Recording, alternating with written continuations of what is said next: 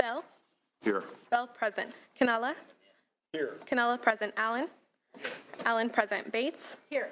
Bates present. Gaines. Gaines present. Galgiani. Leyva. Leyva present. McGuire. Mendoza. Roth.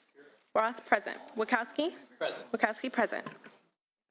Thank you. We have a quorum. And we will take first two items on consent calendar, items 2 and 3. These are resolutions by Assemblymember Rodriguez and Assemblywoman Grove, ACR 104 and ACR 107. Can I have a motion approving the consent calendar, please?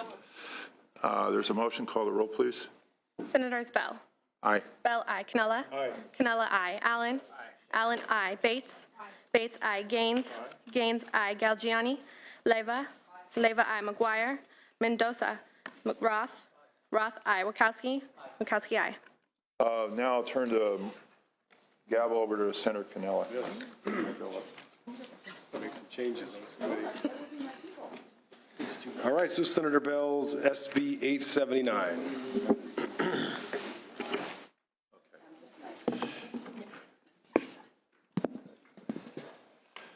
Good afternoon, members, and I'm pleased to present SB 879. This is the Affordable Housing Bond Act of 2016. And over the last several months, this committee worked very hard. We had 3 informational hearings on housing and homelessness across California. We heard from the academics, developers, advocates, housing experts, and the message could not have been more clear. California is in an affordable housing crisis, and the state needs to take bold action to add to the housing stock. California is the home to 21 of the 30 most expensive rental housing markets in the country, which has had a disproportionate impact on the middle class and working poor. The housing shortage has left more than 1.5 million Californians, low-income households, without access to affordable housing. Now, California also saw a 1.6% increase in homelessness last year, and we now have 115,000 people, including families, veterans, and children that are homeless. Now, we know these staggering numbers all too well because we have seen it in our districts every day, and we got the information at the hearings from the experts. But let's talk about solutions. And I stand here today with SB 879, an Affordable Housing Bond Act of 2016.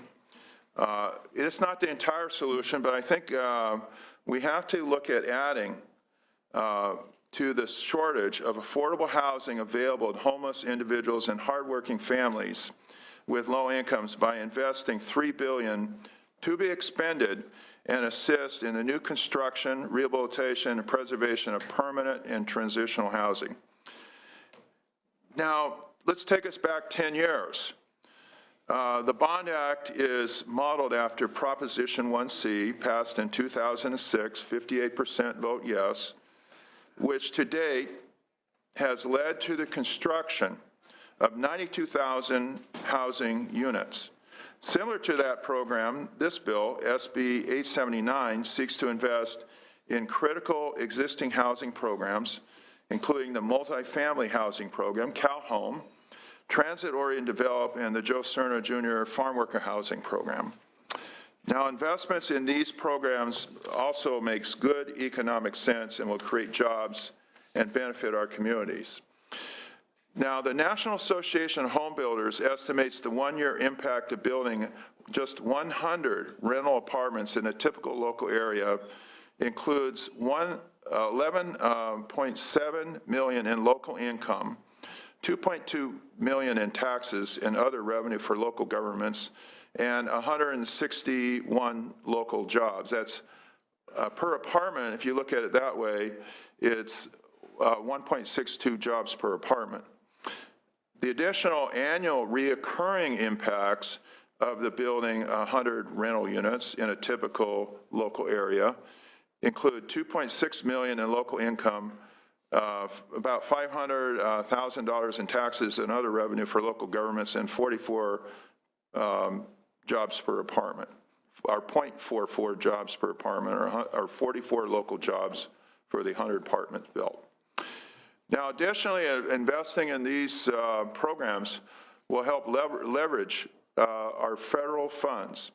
Now, according to the California Housing Partnership Corporation, we invest 70 cents invested in multifamily housing program can leverage $1 in federal tax credits and $2 in tax-exempt bonds. Now, if we had $3 billion, that's almost $5 billion. So it will leverage the federal funds. You can start to add it up, and that's not even the total cost of the construction value of the projects.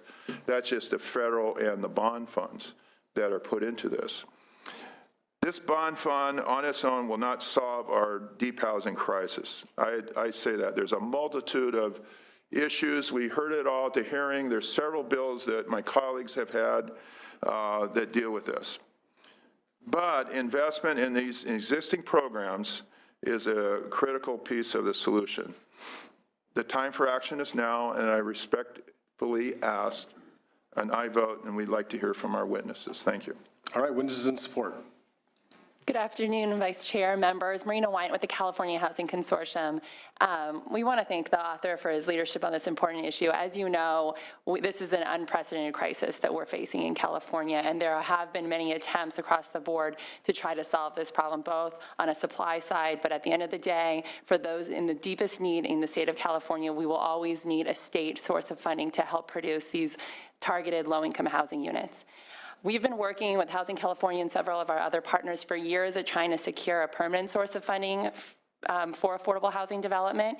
And as the Senator mentioned, you know, a housing bond is just one step. It's not a long-term solution. It's been 10 years since the last statewide housing bond was approved overwhelmingly by the voters. And we strongly believe that it's time for another measure. There are complementary efforts both in the Senate and also in the Assembly to address this problem, again, in a short-term, one-year fix. The Senate plan to leverage some of the MHSA money is, again, a very targeted solution, and this is another great complement that can try to hit the needs of the vast problem that we're facing today. And so we urge your support. Thank you.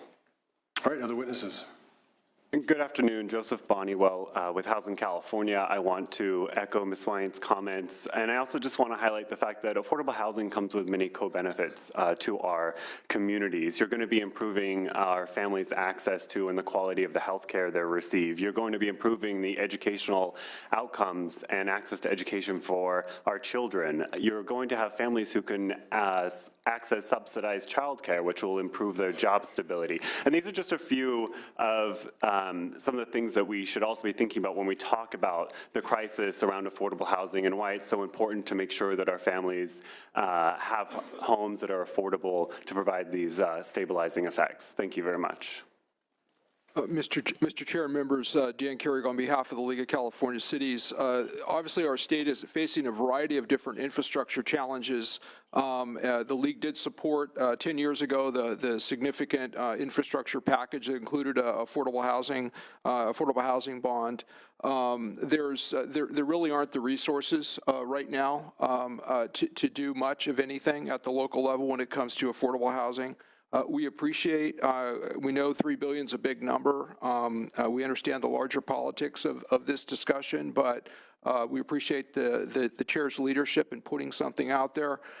There's a $9 billion school bond on the state ballot. You know, obviously, schools are an important community resource and need to be addressed. Housing certainly is another, and we appreciate the bill and urge your support. Mr. Chair, members, Cesar Diaz on behalf of the State Building and Construction Trades Council. Definitely want to point out that we have areas of the state that have greater need. They are areas of the state that have enjoyed economic revitalization, a lot of jobs, but with those jobs come a lot of pressures and economic pressures that push out some of the residents in those areas. And with income inequality, there is now even more an extreme need to find housing. We believe that the Assembly proposal, the Senate proposal that the Pro Tem has provided, as well as this proposal, address an urgent need. Now, it may not be the permanent solution to the housing crisis, but in any crisis, you need to have solutions that are going to be readily available to provide necessary financing to get some of those homes that are ready to go and those projects up and running and creating also very valuable construction jobs. I also want to point out that this is the changes in this to the bond program with transit-oriented development will assist in those areas, because you're talking about areas that do have growth, they do have transit, and more so have the economic benefits of that. And living next to where you have employment is going to be critical for a lot of these low-income individuals to actually get them out of poverty. So I think for those reasons, we respectfully urge your support, and thank you as this conversation keeps moving forward. Greg DeJere with the ARC and United Cerebral Palsy California Collaboration, which is a coalition of people with intellectual disabilities and all developmental disabilities and their families, friends, and service providers. Adults with developmental disabilities in California overwhelmingly live on poverty-level incomes, so it's probably no surprise that more than half of homeless people are people with disabilities in California. Housing is extremely important to us, and we support the bill. All right, others in support, just name and organization your support, please. Anya Lawler on behalf of the Western Center on Law and Poverty and the California Rural Legal Assistance Foundation in support. Good afternoon. Karen Lang on behalf of Mayor Edwin Lee of the City and County of San Francisco and also the Sonoma County Board of Supervisors in support. Thank you. Sylvia Solis on behalf of the City of Santa Monica in strong support. Others in support? Mr. Wolf, are you support? Or no? Okay. So we'll hear from the opposition. Mr. Chairman, thank you. I do like to try and keep an open mind on most things, but unfortunately not on this bill. Members, good afternoon. David Wolf with the Howard Jarvis Taxpayers Association. We are opposed to the measure, and I do apologize for the late notice on the letter, but we are opposed to the bill here today. Members, I think it's important to ask a very important question here, and that is, what is the problem we're trying to address? I don't think there's any denying that more housing is important. But the problem is that it's not just that we need more affordable housing. We need more housing, period. The Legislative Analyst's Office, and I think this was noted in the committee analysis, did note that the state needs 100,000 units of new housing simply to keep pace with current demand. There is no question, members, that we need more housing, but I think we also need to understand that throwing more money at housing, especially statewide debt that's going to last and be on the books for decades, fails to address this underlying issue. Members, we need to look at why it is so hard to build housing in the state of California, and let me just ask some questions. Why are building permits so expensive? Can sensible CEQA reform be crafted? Can local zoning regulations be altered to allow for more single or multifamily housing? We do agree, members, and share the concern that many of you have that 40 to 50% of take-home income goes to housing. And as a result, there is a quarter of this state's population living in poverty. There is a serious problem that needs to be addressed, but until we answer those questions, throwing more statewide bond dollars at this problem is not going to fix it. And finally, as Mr. Carrig alluded to, there are other measures on the ballot and other bonds that we need to be considering, including a $9 billion school bond in November. And I do think we should be mindful of the debt that we're imposing on other generations. Our debt service ratio, the amount of money out of the general fund that goes to paying off bond debt, is approximately 7%. And members, I don't think that number is too high or too low. It can be debated what it should be at. But I do think we need to prioritize the state debt situation. Is affordable housing more important than a school bond? Is affordable housing more important than high-speed rail or peripheral tunnels?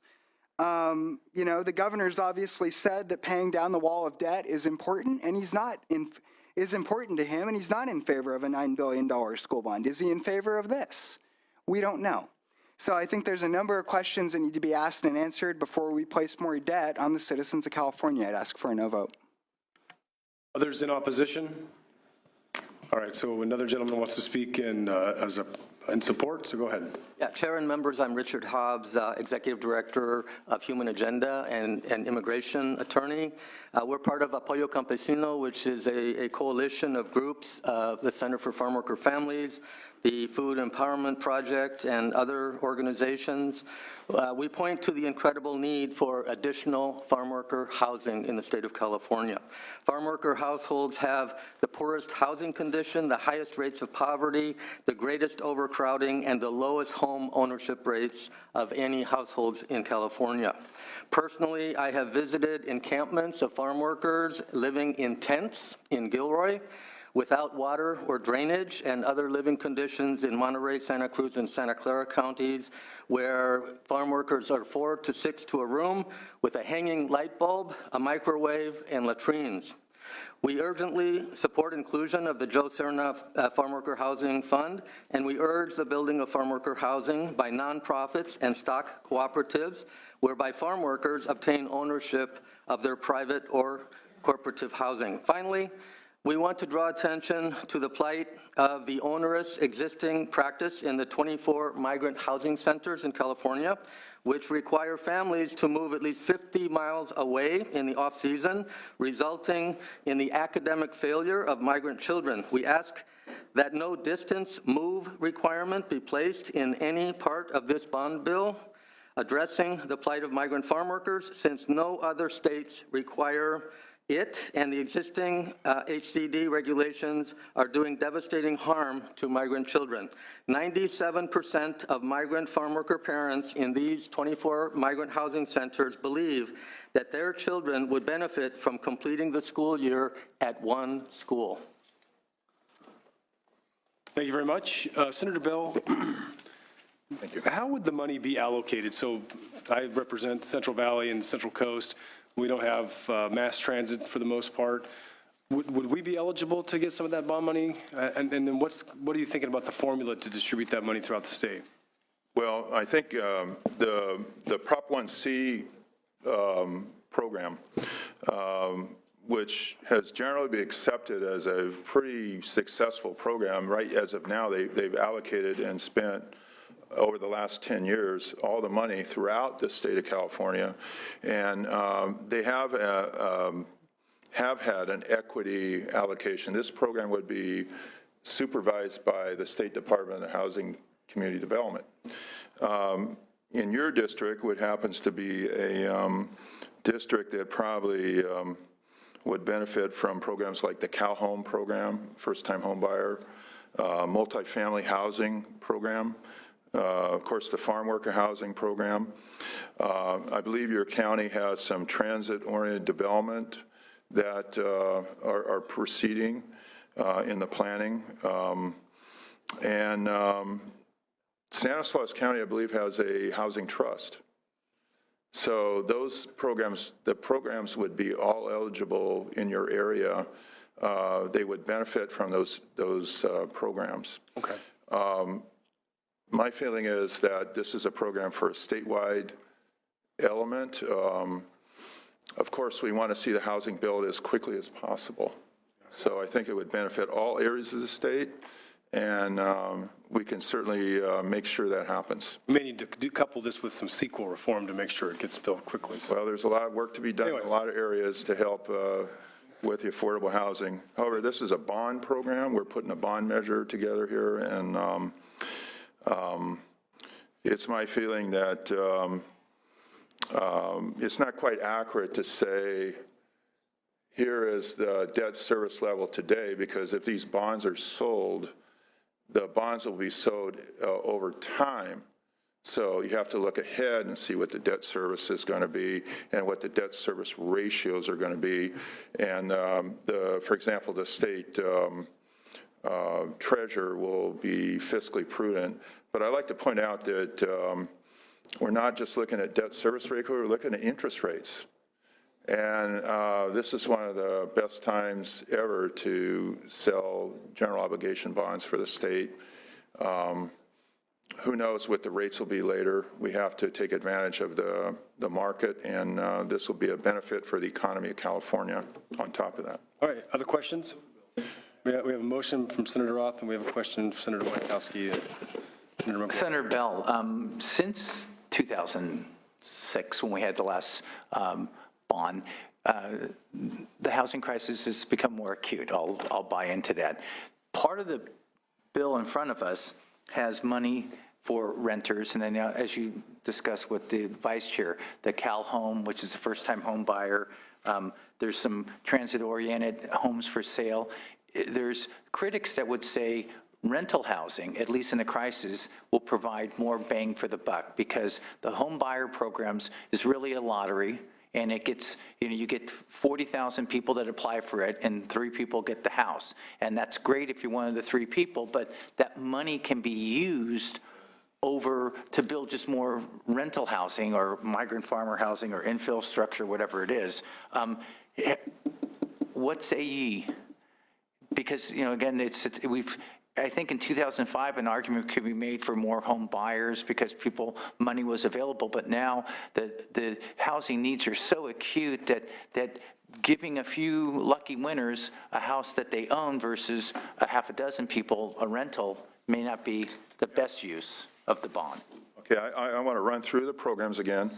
Okay, first of all, the multifamily housing program, half the money, is mainly a rental housing program, okay? There's some opportunities there for home buyer assistance, but it's mainly a rental housing program. Okay, the second program is Cal Home. Cal Home is a home buyer program, first-time home buyer. The counties have formed these housing trusts, and the housing trust put together packages for first-time home buyers. And the packages often have, for every dollar you put in the housing trust, $7 or $8 of investment, tax credits, private investment. The housing trusts throughout the state have been very successful. Most of the large counties have housing trusts. And those programs are for first-time home buyer. The Joe Cerna Farm Worker Housing Program is in the main a farm worker rental housing program. The Transit-Oriented Development Program is both. It's not just home buyer, it's home buyer and apartments, rental housing developments, but it is affordable home buying opportunities near transit, which is so important for both our greenhouse gas emissions.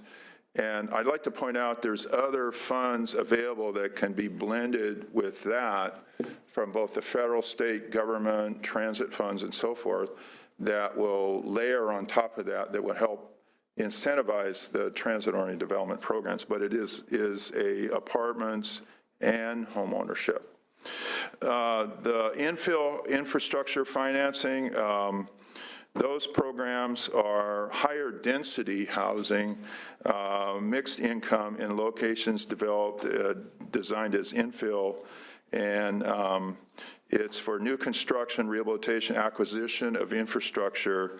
They are both homeowner and apartment projects. The projects will be submitted to the state and expeditiously developed as available. So the programs are, in the main, I'd say, rental with some home ownership would be a fair way of describing this program. Okay, so it's fair to say that affordable housing is in the main rental, but some opportunities for people to move up and become homeowners, first-time home buyers. Wire? Thank you so much. Just some quick comments. And I think one is that we are facing a crisis in the state, and particularly within urban and in rural areas. Enjoyed being up in Humboldt County and this weekend, and they cannot afford to be able to build affordable housing. And one of the items that we cannot forget is that we did away with redevelopment. And if you take a look at the number of affordable units that were built during the redevelopment era, and then now it's a pittance. and particularly in the Bay Area and LA, and I do agree that we do need to look at permit fees. And at the same time, though, it's also about the price of dirt. So if a city or county can't purchase down the price of that lot, there is no way that they're going to be able to build the units, whether it's workforce, very low, or even some market rate. And you take a look at the number of units that were backlogged when it comes to farm workers, it's significant. So I really appreciate you moving this forward, Senator. And there is no better time, particularly when it comes to interest rates, than moving forward on a bond right now. Is it going to solve everything? No, but there is no other tool. And the legislature and the governor did away with the number one tool that cities and counties had, and that's redevelopment. So, thanks. Okay. Other questions from members? Senator Gaines.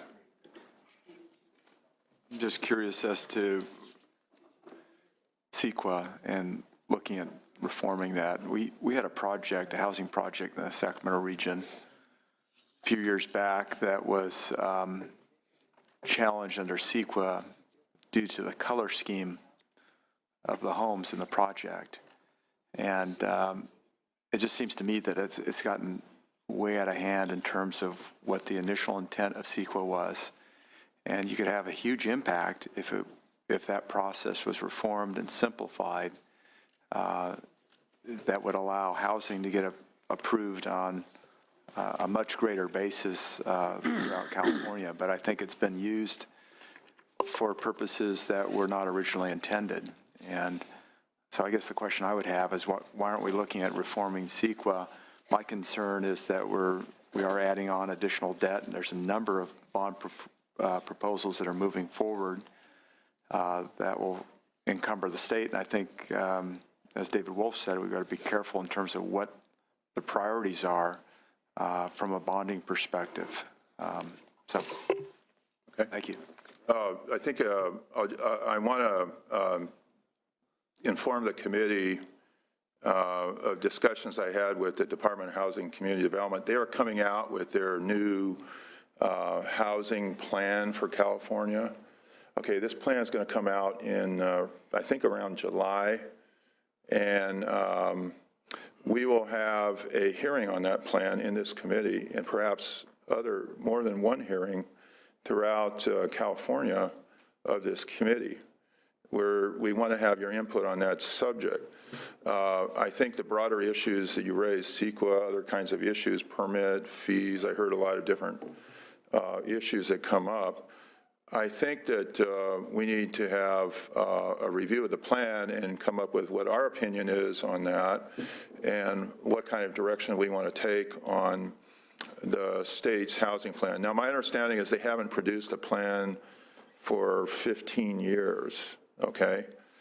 So this is a good sign that we're moving ahead, but we have a housing bond proposal that's relatively modest, I would say, compared to some of the other bond proposals that we've seen. And the fiscal impact on the general fund is also relatively modest.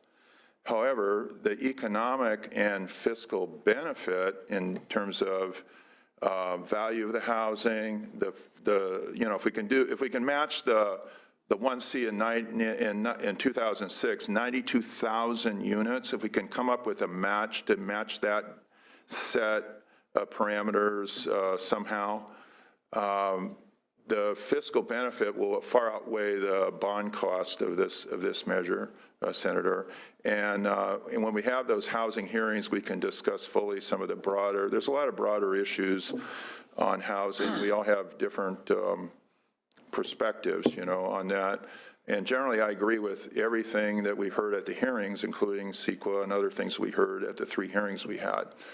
And when we hear the state plan, we can, in this committee, discuss what our values are and what kind of things we want to do about it. So we're going to have an open process. Everybody's going to have a chance to have their comments. And, let's get ready and review that plan and come up with some good answers for housing. This is just one solution, but we have time's a wasting. We have a ballot measure in June. Let's see if this housing plan can be approved by the voters, and the last time we did it, we were successful. Last time we had it on the ballot, it got 58%, and I hope that we can be successful with this one also. Thank you. And I urge and I vote on this. Senator Galgiani has a question. Senator Bell. First, this is a question if this would be addressed by your bill, and if not, it's just an idea. So in my district, particularly in Stockton, we have, for example, the Magnolia District, where they're gorgeous old Victorian homes that were built in the late 1800s, early 1900s, and after World War II, we had a housing shortage when people came back from war, and so many converted these old, beautiful Victorians into apartment buildings where 4 or 5 units were in a beautiful Victorian home. My family had owned one of them. What we're seeing now is that, over time, they're settling with the property, and maybe there's some structural changes and modifications that need to be made, where maybe a landowner is having to put $20,000, $30,000, $40,000 in just for the structural changes, some electrical upgrades, whatever it might be. They're beautiful houses. They're in the center of areas where you've got homeowners that over time have kept up.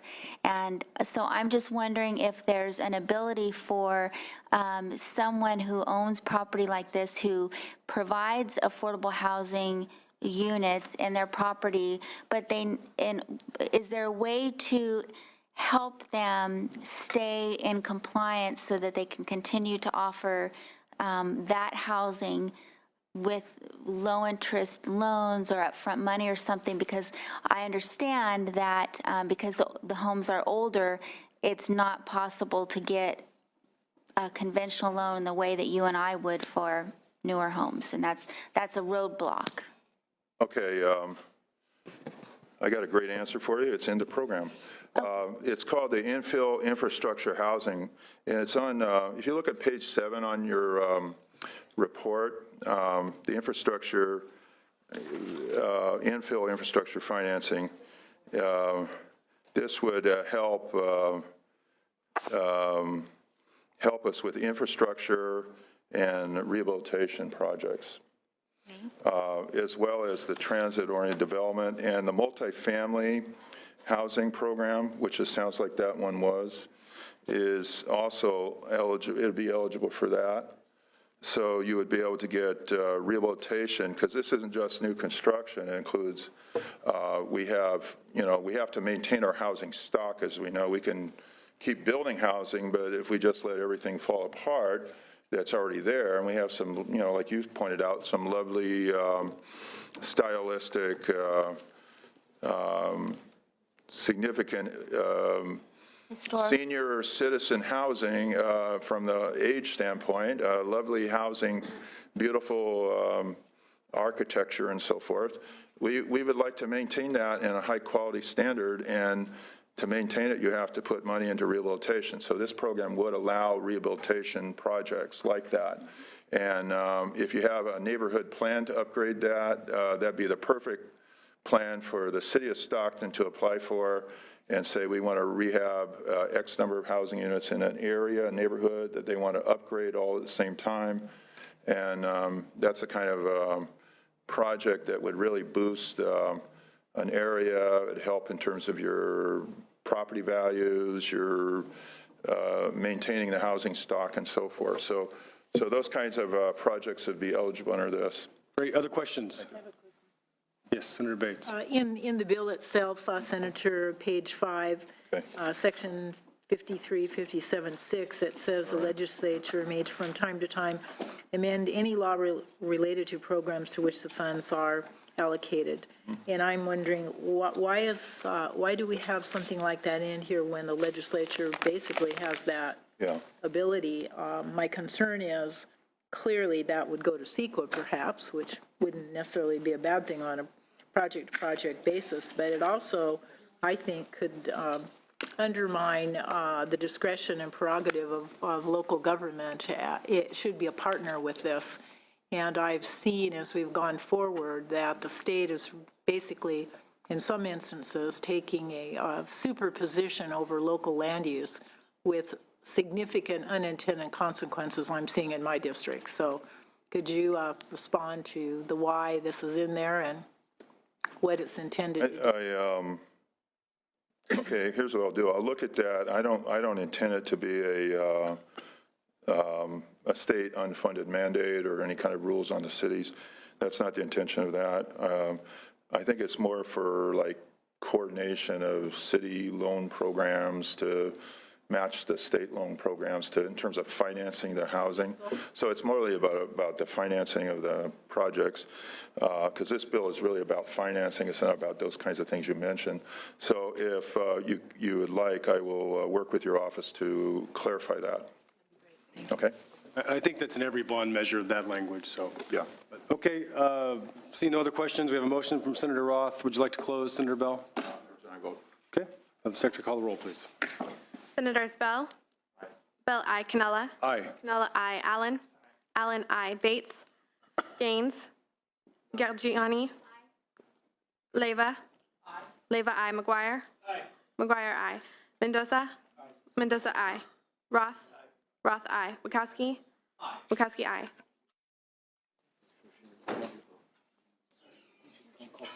Give me a no. Yeah, let's go through the roll one more time. Senators Allen? Allen, I. Bates? Gaines? No. Gaines, no. 9-1, that bill is out. Thank you. So, right, turn it back over to the chair. Thank you, everybody. We have to lift the call on the consent calendar items for those that weren't here. So we can call the roll on the consent calendar, please. Senators Galgiani? Galgiani, I. McGuire? McGuire, I. Mendoza? Mendoza, I. 11-0. Thank you. What was the vote? 11-0 and 9-1. Yours is 9-1. We have one no vote and one abstain. All right, good. Thank you.